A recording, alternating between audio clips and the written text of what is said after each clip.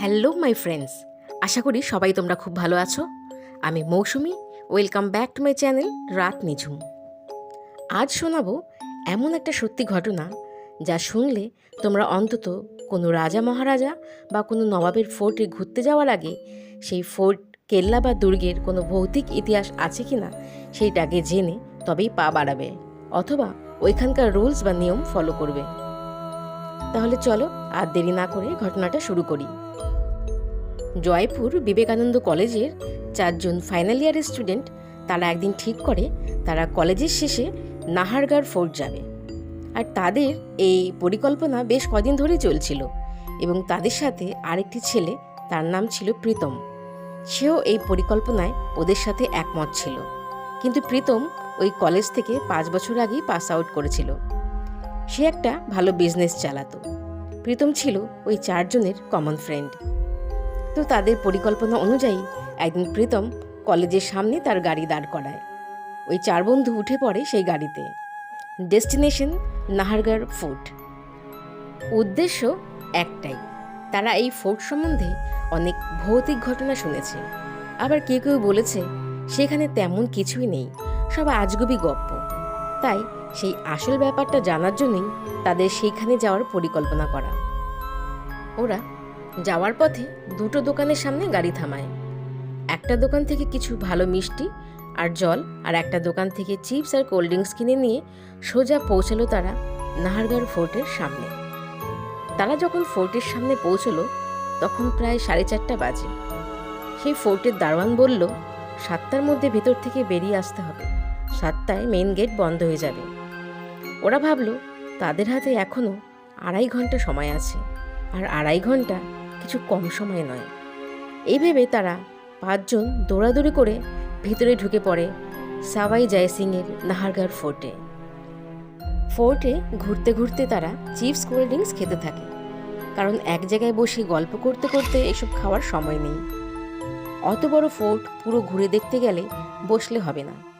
7টায় ফোর্টের দরজা বন্ধ হয়ে যাবে, 5:30 বেজে গেছে, অথচ ফোর্টের আধা তাদের দেখা হয়নি। ওরা এইবার জোরে পা চালায়। 15 থেকে 20 মিনিটের মধ্যে ভেতরে যারা গার্ড ছিল তারা হুইসেল বাজিয়ে সবাইকে ফোর্ট থেকে বেরোতে বলে, কারণ ফোর্ট থেকে বেরোতেও প্রায় 1 ঘন্টা মতো সময় লাগবে। ওরা সেই হুইসেল শুনে আরও জোরে পা চালিয়ে ফোর্টের টপে ওঠে। সেইখান থেকে জয়পুর শহরটা দারুণ লাগে দেখতে। ওরা ফোর্টের টপে উঠে খুব মজা করতে থাকে। সন্ধে তখন 6টা। গার্ডরা হুইসেল বাজাবার সাথে সাথে চিৎকার করতে থাকে আর বলে, উপর जो कोई भी हो ধীরে ধীরে নিচে আ যাও, 7 বাজে বন্ধ হয়ে যায়গা গেট। ওরা দেখলো হাতে এখনো প্রায় 1 ঘন্টা মতো আছে। অত তাড়াহুড়োর কিছু নেই। ওরা বসে গল্প করতে থাকে। আশেপাশে প্রায় সব খালি হয়ে যায়। ওরা লক্ষ্য করে সেইখানে ওরা 5 জন ছাড়া আর কেউ নেই। প্রায় অন্ধকার হয়ে এসেছে চারিদিক। তখন ওরা ঘড়ি দেখে, ঘড়িতে 6টা বেজে 20 মিনিট। এইবার ওরা তাড়াতাড়ি করে নিচের দিকে নামতে শুরু করে। হাতে মাত্র 40 মিনিট। গেট একবার বন্ধ হয়ে গেলে মুশকিলে পড়বে তারা, কারণ গার্ডরা সব হুইসেল বাজিয়ে সবাইকে বের করে নিজেরাও বেরিয়ে যায়, আর দারোয়ান তখন গেটে তালা লাগিয়ে চলে যায়। ফোর্টের ভেতরটা পুরো খালি। ওরা দৌড়ে দৌড়ে আসতে থাকে।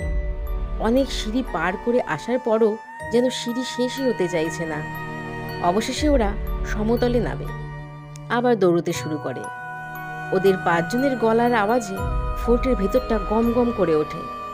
নিজেদের গলার আওয়াজ নিজেদের কাছে ভয়ঙ্কর লাগতে থাকে।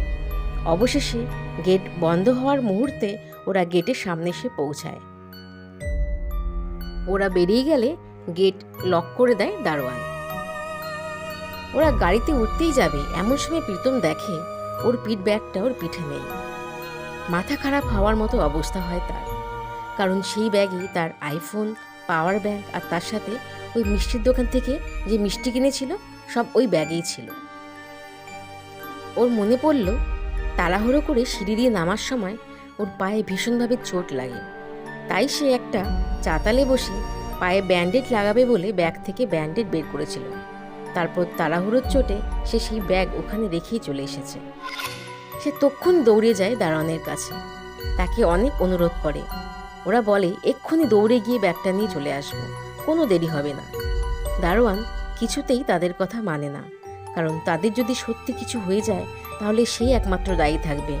দারোয়ান বলে এত বড় রিস্ক আমি নিতে পারবো না, আর তাছাড়া 7টার পর ভেতরে থাকার কারো পারমিশন নেই। প্রীতম বলে এই ফোর্টে কোনো ভৌতিক কিছুই নেই, এই ফোর্ট সম্বন্ধে লোকে হন্টেড বলে, কিন্তু এইখানে ওইসব কিচ্ছু নেই, আমাদের কোনো বিপদ হবে না। যদি তেমন কিছু এই ফোর্টে থাকতো তাহলে আমরা সবার শেষে এলাম, আমরা তো কিছুই ফিল করলাম না বা দেখতেও পেলাম না। কিন্তু দারোয়ান এক কথার মানুষ, সে বলে কাল সকালে যখন গেট খুলবে সবার প্রথম তুমি এসে তোমার ব্যাগটা নিয়ে যাবে, এখন তোমরা সবাই যাও। এই বলে সে চলে গেল। প্রীতম নাছোড়বান্দা, সে তার অত প্রয়োজনীয় আর দামি আইফোন ওই অবস্থায় রেখে যেতে রাজি না। প্রীতম আগে থেকে জানতো এই নাহারগড় ফোর্টের অফিসিয়ালি গেট একটা, কিন্তু 2-4টে ভাঙা পাঁচিলের ফাঁক ফোকর রয়েছে যেখান দিয়ে ওই ফোর্টে ঢোকা যায়। প্রীতম এই বিষয়ে সবার সাথে আলোচনা করে, সবাই রাজি হয়ে যায়, সবাই গাড়িতে উঠে পড়ে। প্রীতম গাড়ি ছোটায়, ফোর্টের বাউন্ডারির পিছন দিয়ে একটা জায়গায় গাড়ি দাঁড় করায়। 5 জন মিলে নেমে পড়ে গাড়ি থেকে। ছোট্ট একটা জঙ্গলের মতো আছে, 3-4 মিনিট হাঁটলেই ওই ফোর্টের ভাঙা একটা পাঁচিলের ফাঁকা জায়গা আছে। ওরা একে একে ওই পাঁচিলের ফাঁকা জায়গা দিয়ে ফোর্টের ভিতরে ঢুকে যায়। ওদের ম্যাপ ক্যালকুলেশন অনুযায়ী যেখানে ব্যাগটা আছে সেইখানে তাদের পৌঁছতে মিনিট 10 লাগবে। তবে ওই পাশটা ভীষণ অন্ধকার। ওদের মধ্যে একজন মোবাইলের টর্চটা অন করে, ওরা সেই আলোতে পা টিপে টিপে চলতে লাগলো। অবশেষে ওরা ওই ব্যাগটা দেখতে পেল। প্রীতম তাড়াতাড়ি ব্যাগটা নিয়ে চলে আসে, সে আর কিছু চেক করে না, কারণ ওই জায়গায় ওদের পরে আর কোনো লোক বা গার্ড ছিল না যে ব্যাগ থেকে কিছু বের করবে। ওরা আবার পা টিপে টিপে ওই একটা মোবাইলের আলোতেই একজনের পেছন পেছন চলতে থাকে। 2-3 মিনিট সোজা চলার পর একটু বাঁ দিকে টার্ন নিয়ে আবার সোজা চলতে হবে। ওরা চলতে থাকে, যেই বাঁ দিকে টার্ন নিতে যাবে ঠিক সেই সময় রাজস্থানী ভাষায় বিড়বিড় করে কে কিছু বলছে এমন একটা মনে হলো ওদের। ওরা সবাই চুপ করে দাঁড়িয়ে রইল, কে এবং কি বলছে সেটা বোঝার জন্য, কিন্তু তারপরে আর কোনো শব্দই হলো না। ওরা একটু দাঁড়িয়ে থেকে কাউকেই দেখতে পেল না, তাই আবার ধীরে ধীরে চলতে লাগলো। কিছুটা চলার পর ওরা হঠাৎ থমকে দাঁড়ায়। ওরা দেখে ওদের থেকে 14-15 ফিট দূরে কে একজন দাঁড়িয়ে আছে। পেছন থেকে অল্প আলোতে দেখে একজন মহিলাই মনে হচ্ছে। ওরা ভাবে এই সময় একটা মহিলা এই অন্ধকারে কি করতে দাঁড়িয়ে আছে। মুহূর্তেই আবার ওরা শুনতে পায় মহিলার কান্নার শব্দ, আর রাজস্থানী ভাষায় কিছু একটা বলছে। কান্নার আওয়াজটা ওই মহিলার কাছ থেকেই আসছে। ওরা বুঝতে পারে তাহলে একটু আগে এই মহিলাটিই কিছুক্ষণ আগে বিড়বিড় করে কথা বলছিল। কিন্তু মহিলাটি এই অন্ধকারে দাঁড়িয়ে এমনভাবে কাঁদছে কেন? উনি কি তাহলে টাইম মতো এই ফোর্ট থেকে বেরোতে পারেননি? উনি কি এই ফোর্টের আটকা পড়ে গেছেন আর দারোয়ান গেটটা লক করে চলে গেছে বলে উনি কাঁদছেন? ওরা এইসব ভাবতে থাকে। ওরা সবাই মিলে মহিলাটির সামনে যায়। ওই 5 জনের মধ্যে প্রীতম সবার বড়, তাই যখন ওরা একসাথে থাকে তখন কোথাও কিছু বলার হলে প্রীতমই আগে শুরু করে। এখানেও তাই হলো। প্রীতম ওদের থেকে একটু এগিয়ে গিয়ে ওনাকে বলল, হ্যালো ম্যাডাম, আপনার কি হয়েছে? আপনি এইভাবে অন্ধকারে একা দাঁড়িয়ে কেন? কাঁদছেন কেন আপনি? ওর কথার কোনো উত্তর পায় না প্রীতম। কয়েক মুহূর্তের জন্য জায়গাটা এমন একটা নিস্তব্ধ নিঝুম পরিবেশ হয় যে নিজেদের নিঃশ্বাসের আওয়াজটাও যেন অনেক জোরে বলে মনে হতে থাকে। সেই জায়গাটায় একটা কনকনে ঠান্ডা ওরা অনুভব করে। প্রীতম কোনো উত্তর না পেয়ে ওই মহিলাটির কাঁধে হাত দিতেই সেই মহিলাটি আচমকা ওদের দিকে ঘুরে তাকায়। কি বিভৎস তার চেহারা, চোখ দুটো লাল টকটকে, মুখমণ্ডলটা রক্তাক্ত। হঠাৎ একটা দমকা হাওয়ায় তার চুলগুলো উঠতে থাকে। সেই বিভৎস চেহারাটা আরো বিভৎস হয়ে ওঠে। ভয়ে ওদের সবার জন্য পায়ের তলা থেকে মাটি সরে যায়। কি করবে কিছু বুঝতে পারে না। দিকবিদিক হারিয়ে ওরা দৌড়তে থাকে। দৌড়তে দৌড়তে ওরা সেই ফোর্টের পাঁচিলের ফাটলের কাছে আসে। ফোর্টের পাঁচিল পেরিয়ে আসার সময় প্রীতম আর একবার পিছন ফিরে তাকায়। সে দেখে ওই বীভৎস ভয়ঙ্কর চোখ দুটো যেন ওকেই গ্রাস করছে।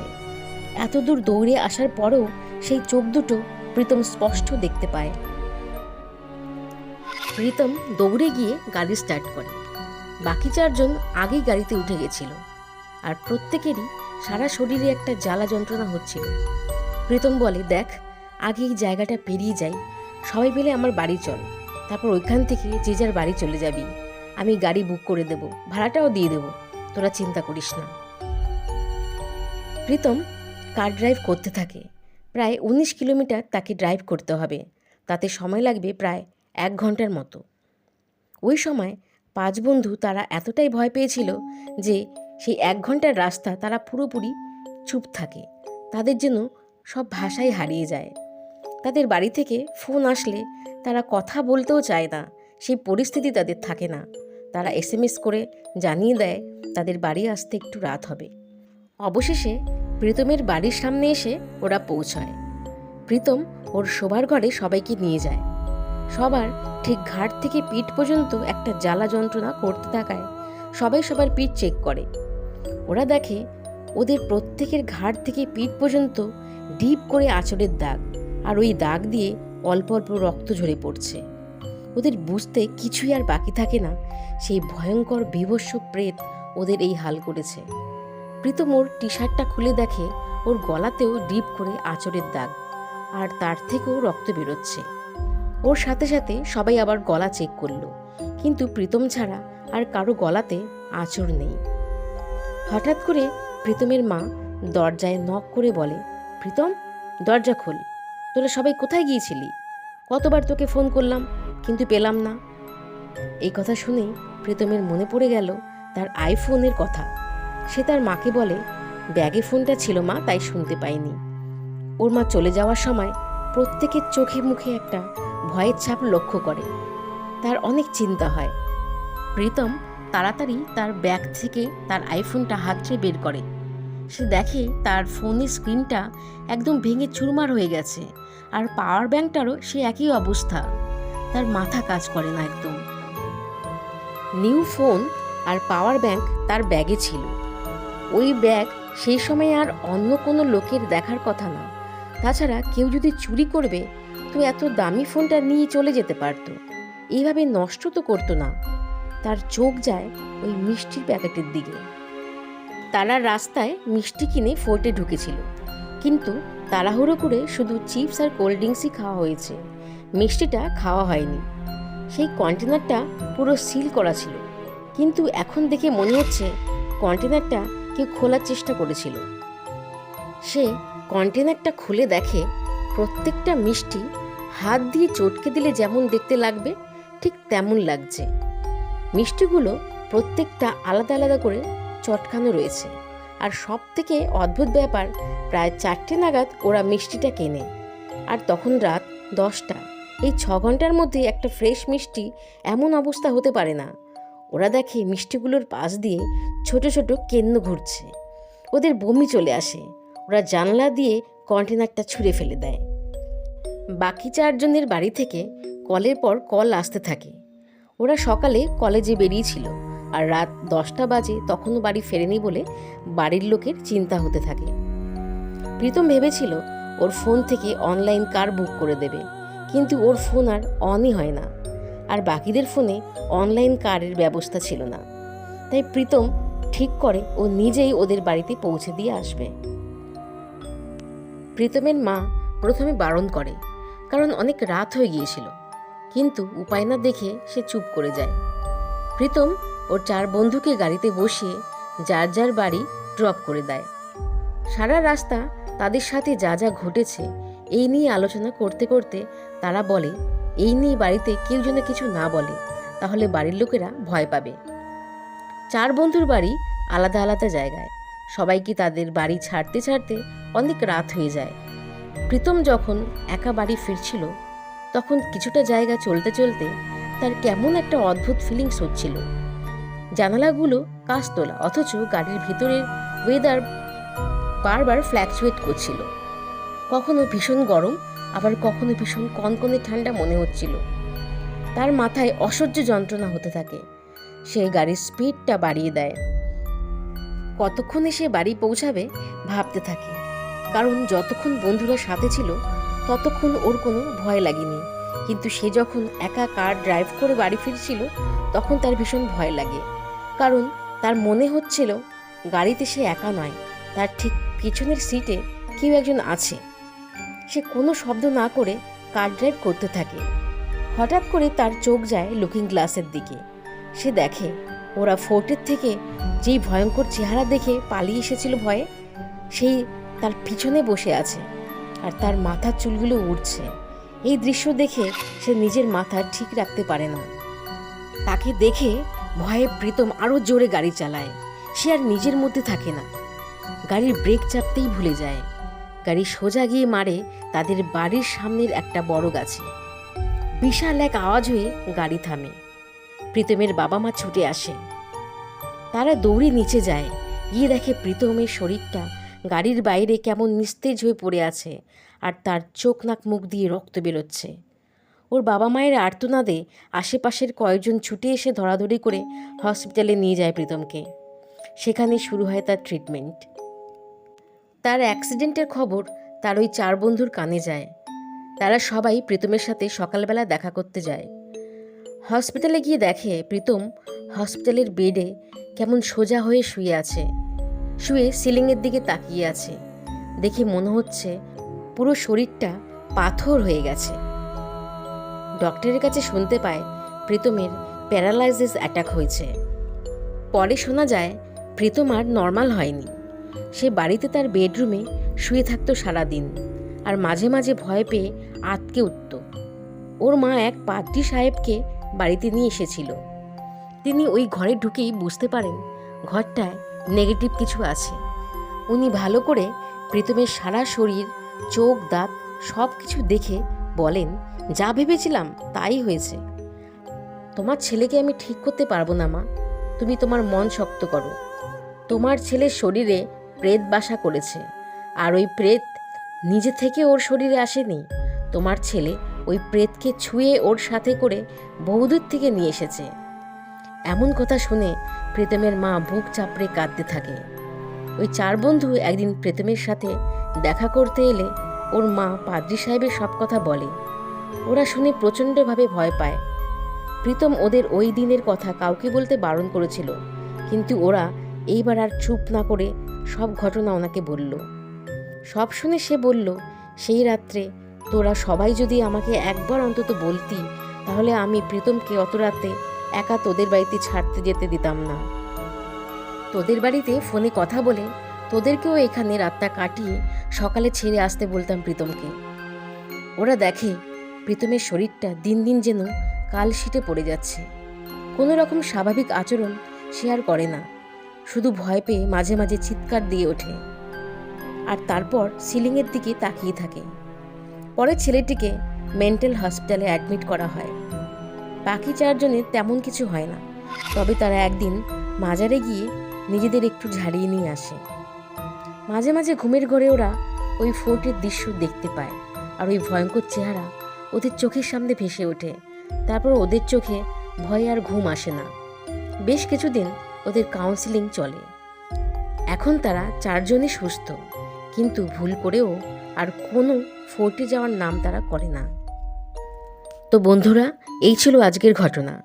ঘটনাটি ভালো লাগলে প্লিজ লাইক শেয়ার করে দিও, আর এই চ্যানেলে নতুন বন্ধু হয়ে থাকলে চ্যানেলটি সাবস্ক্রাইব করে আমার পাশে থেকো। সবাই খুব ভালো থেকো, ধন্যবাদ। এইখানে সত্যি ভৌতিক ঘটনা শোনানো হয়।